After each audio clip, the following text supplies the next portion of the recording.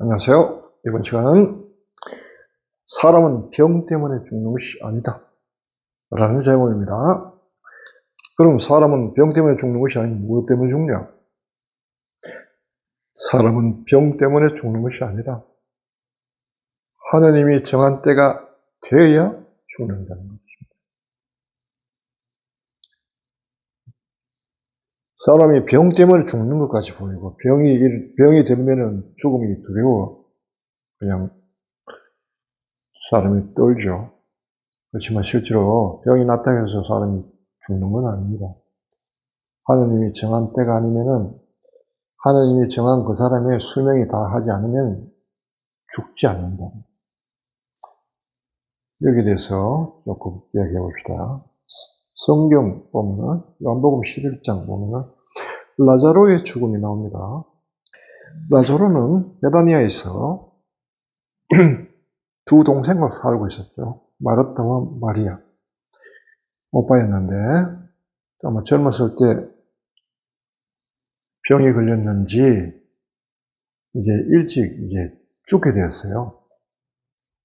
그래서 이제 거의 가망이 없어지니까 두 동생들이 예수님을 부르러 사람을 보냈어요. 마침 예수님은 거기에 계시지 않고 다른 지방에 계셨죠. 그래서 사람을 보내가 주님, 당신이 사랑하는 라자로가 지금 죽어가고 있으니까 좀 빨리 좀 와주십시오. 두 동생은 예수님께 기대를 했죠. 주님 같으면은 분명히 우리 오빠가 병이 살아날 것이다. 나을 것이다. 살아날 것이다. 그런데 예수님이 그 소식을 듣고도 넉장을 부렸습니다. 그 병은 죽을 병이 아니다.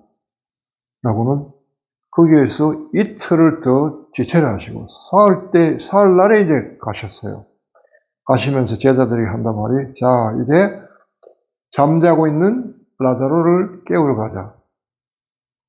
그 제자들은 라자로가 잠자고 있는가 생각했지만 실제로는 라자로는 이미 그때 죽었고요. 사흘 전에 죽었고 예수님에게 사람을 보냈을 때 죽고 이미 장사를 치러가지고 무덤 속에 있는 상태예요. 근데 예수님은 라자로를 깨우러 가자 하고 이제 가신 거예요. 여기서 우리가 볼 수 있는 것은 예수님은 죽음 자체로부터도 자유롭다는 걸 알고요. 우리는 인간은 죽음이란 큰 사건, 일대 큰 사건이잖아요. 거기에 묶여있고 잡혀있는 존재라는 주님은 자유롭다는 걸 알 수 있죠. 왜 주님은 자유로울까요? 그것은 사람이 죽는 것은 병 때문에 죽는 것이 아니라는 겁니다. 하느님이 때를 정해주지 않는 한은 죽음은 우리에게 일어나지 않는다는 걸 확실히 아셨기 때문입니다. 동시에 라자로의 죽음 이 사건은 오히려 하느님의 영광을 드러내는 사건이 될 것이라는 것을 미리 아셨기 때문이죠.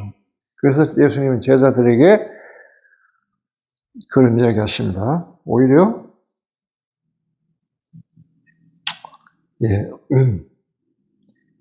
하느님의 영광을 드러낼 것이다. 그 병은 죽을 병이 아니라 오히려 하느님의 영광을 위한 것이다. 그 병으로 말미암아 사람의 아들이 영광스럽게 될 것이다. 라고 이야기하죠. 차후에 보면 라자로의 죽음과 예수님의 부활이 비교되면서 우리가 부활이 사람이 그저 막연하게 죽었다가 살아난 것만이 아니라는 것을 알게 해주죠. 그래서 그 예수님의 부활을 우리가 이해하는데 라자로의 죽음은 굉장히 중요한 자료로 사실 쓰입니다. 하나님이 설령 죽은 자를 살렸다 해도 그것이 부활이 아니라는 사실. 그래서 그 사건에 의해서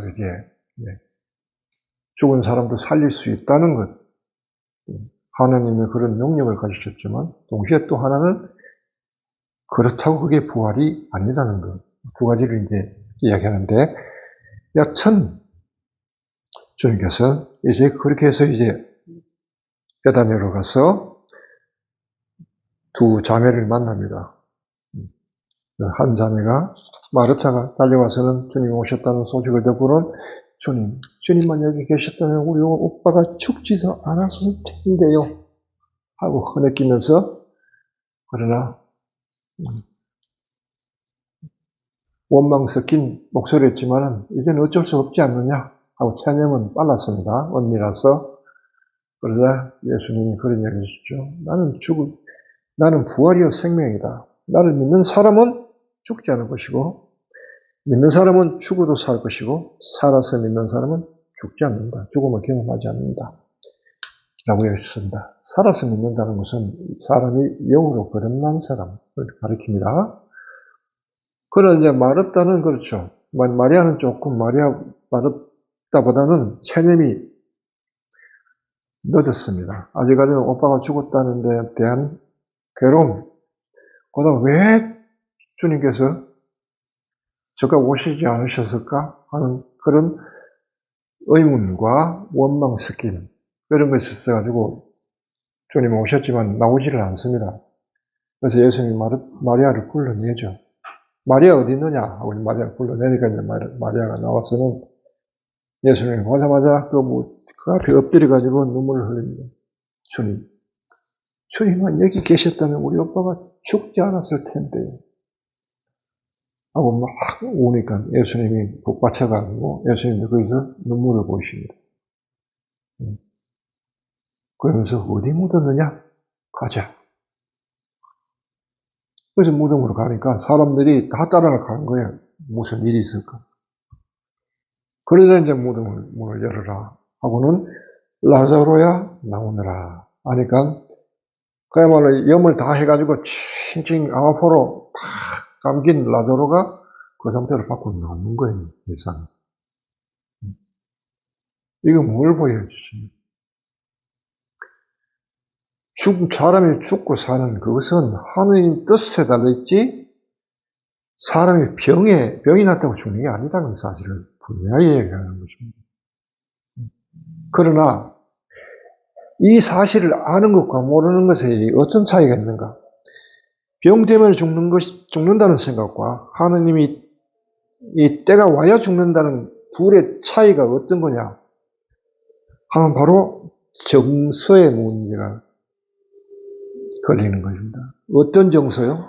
정서에도 여러 가지 정서가 있습니다만은 그 중에서 죽음이 갖다주는 정서가 있습니다.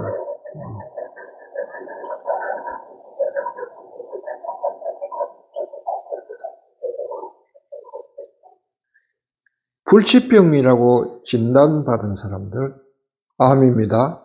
혹은 이렇습니다, 저렇습니다. 병은 낫지는 않겠습니다. 평생 이 병을 안고 살아야 됩니다. 바로 이렇게 불치병을 받은 사람들은 늘 죽음이란 정서의 지배를 받게 돼 있어요. 본인의 힘으로 떨쳐내려도 안 떨어져요. 왜냐하면 내가 죽는다는 사실을 이미 통지받은 거랑 똑같거든요. 그리고 언젠가는 죽는다는 것이 실감나게 사실로 다가옵니다. 스콜라 철학에 보면요. 가능태, 현실태라는 게 있어요. 아리스토텔레스가 이야기한 거죠. 가능태가 현실태 되고 사람이 죽는다는 것은 모든 사람이 죽는다는 것은 가능태로서 그렇습니다. 건강한 사람에게는 죽는다는 사실을 알지만 실감은 나지는 않죠. 그러나 그것이 현실태가 되는 순간 비로소 실감 나옵니다. 되는 것입니다. 생생하게. 아, 사람이 죽는구나 아니고 내가 죽는구나 하는 것이 비로소 실감돼요. 실감이 되기 전에는 사람들은 실감을 못하기 때문에 죽음을 잊어버리고 삽니다. 그러나 한번 죽음을 실감한 사람은 죽음을 떨쳐낼 수가 없어요. 정서적으로 그 사람을 지배하기 때문에 언젠가는 죽는다는 사실이 늘 있기 때문에 그 밑바닥의 그 정서가 지배하면 사람의 기쁨이 있을까요? 완전한 기쁨은 없습니다. 늘 불루하죠, 정서가. 네.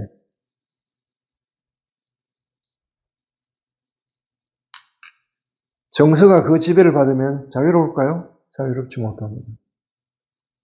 죽음을 이겨내기가 쉽지가 않습니다. 인간의 힘으로는 되지 않습니다. 그게. 그런데 이 정서를 이기게 하는 말씀이 오늘 내가 한 이 말씀입니다. 사람이 병으로 죽지 않는다는, 내가 어떤 불치병의 판정을 받았다 하더라도 하느님이 정한 수명은 다 살고 죽는다는 사실을 이해해야 됩니다. 이걸 믿게 되고 온전하게 받아들이게 되면은 죽음의 정서를 떨치고 말고 그 다음에 대책이 나오는 거예요. 그러면 이제 병을 내가 어떻게 돼야 될 거냐? 병은 하나의 수단일 뿐이에요. 과정일 뿐이고요. 그러면 이 병을 통해 가지고 내가 뭘 해야 되겠는가? 어떤 태도로 이 병을 대해야 되겠는가? 주님이 정한 그때까지는, 하느님이 정한 때까지는 내가 죽지 않으니까, 그러면은 그때까지 이제는 내가 뭘 해야 되겠네라는 이게 발상이 나오는 거예요. 살아나기 시작하는 거예요. 이때부터. 설령 내가 병이 걸려 죽는다 하더라도, 육체가 죽는다 해도 나는 보다 영적으로 깨우치고 사람이 태어난 목적, 여기서 좀 더 생각을 하고 더 영적으로 사람이 거듭날 수 있도록, 더 발전할 수 있도록, 진화할 수 있도록 내가 뭔가를 해야 되겠네라는 생각인 거예요. 그전에는요, 죽음의 정서에 지배당하면은 몇 가지 있어요. 주로 4가지 정도로 지배합니다. 첫째, 제일 중요한 것은 이 몸이 사라진다는 고통, 이 몸과 이별해야 된다는 거, 그 충격. 두 번째는 가까운 사람들, 내가 사랑하는 사람들을 이제는 다시는 못 본다는 사실. 그 다음에 내가 사랑하는 이 자연을 볼 수 없다는 것. 세 번째,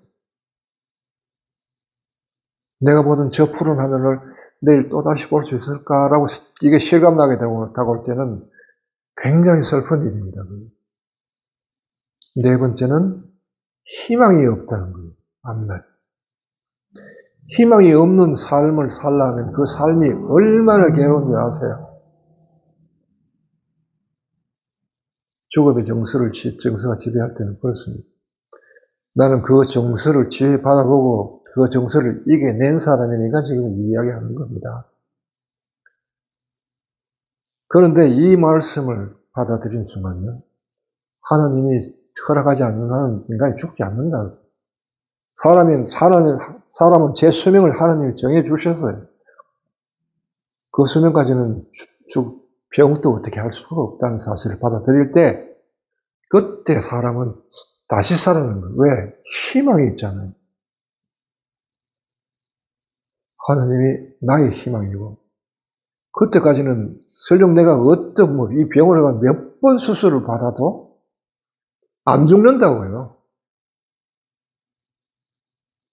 이걸 확실히 믿으면 희망이 생기고, 희망이 생기면 지금 내가 뭘 해야 할 일이 생기는 거고요. 그 일을 통해 가지고 내가 삶을 살아갈 수 있는 겁니다. 그러면 이미 죽음을 이겨버린 거죠. 죽음을 이겨버린 삶을 뭐라고 해요? 영원한 삶, 영원한 생명이라고 그럽니다. 그러니까 죽음마저 이겨버렸는데 그를 어떻게 할까요? 무엇이 그를 어떻게 할 수 있나요? 이게 이 말씀을 받아들인 사람과 들여서 정서를 극복한 사람과 이 말씀을 아직 몰라서 죽음의 정서에 지배받는 사람의 차이라는 것입니다. 오늘 여기까지입니다.